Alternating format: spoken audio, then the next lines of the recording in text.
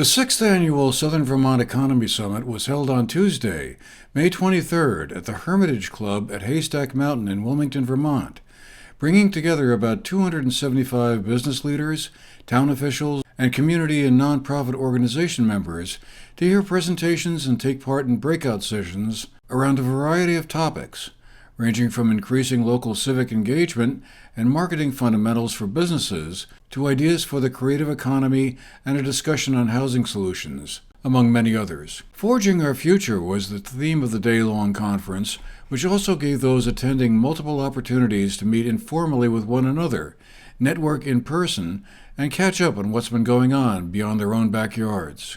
Rob Riley, the president of Northern Forest Center, which works to build communities and economic and environmental disciplines to build the northern tier of New England, gave the opening keynote address.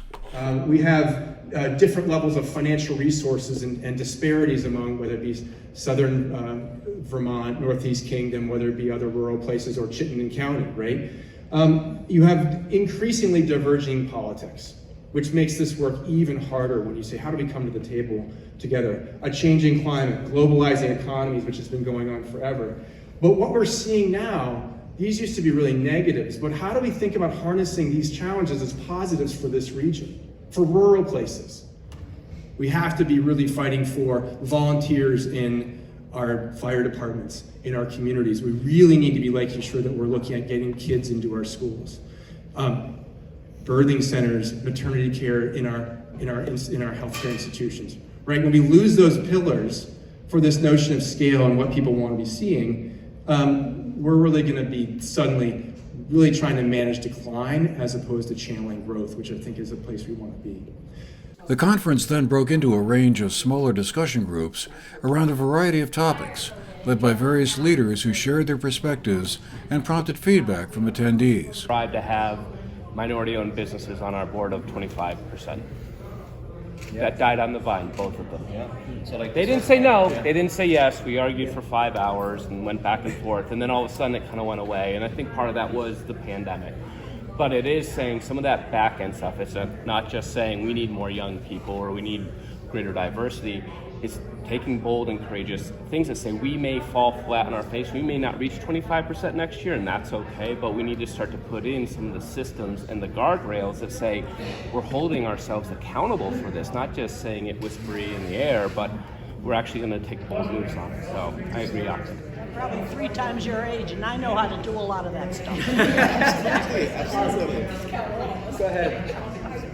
Adam Grinold, the executive director of the Brattleboro Development Credit Corporation, which along with the Bennington County Regional Commission hosted the conference, gave us his takeaway on the summit, which has grown considerably since its start back in 2017. I think as we come out of this summit, really focused on forging our future, a lot of the attendees can really take that, use that, those definitions that we talked about earlier about what is forging and how do you shape new circumstances, or how do you create new relationships, or actually create a new situation.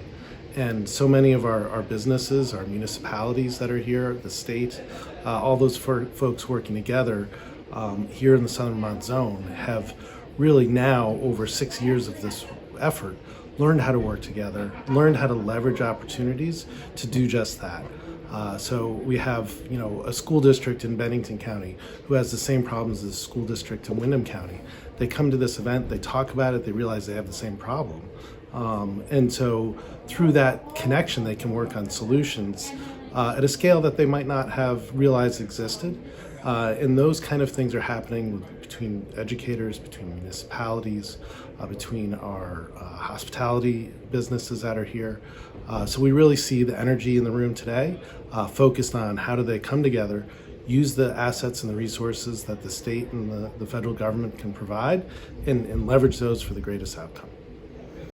The conference grew out of the Comprehensive Economic Development Strategy, or CEDS, plan, which aimed to boost the regional economy of southern Vermont, which in turn grew out of the establishment of the Southern Vermont Economic Zone by the state legislature in 2015. The CEDS project led to the establishment of a series of vital projects, some of which were highlighted in a video presentation developed by GNAT and shown at the conference. The conference also continued a tradition of recognizing and celebrating several emerging leaders from the area. According to the program guide, the award highlights outstanding Vermonters under 40 who are doing amazing work in their community. They bring passion, skill, and empathy into the workplace and beyond. We had a chance to speak with Ahmad Yassir, the digital sales and marketing specialist for Vermont News and Media, who was one of those recognized as an emerging leader. Now I can put a face on a lot of emails that I've reached out to before.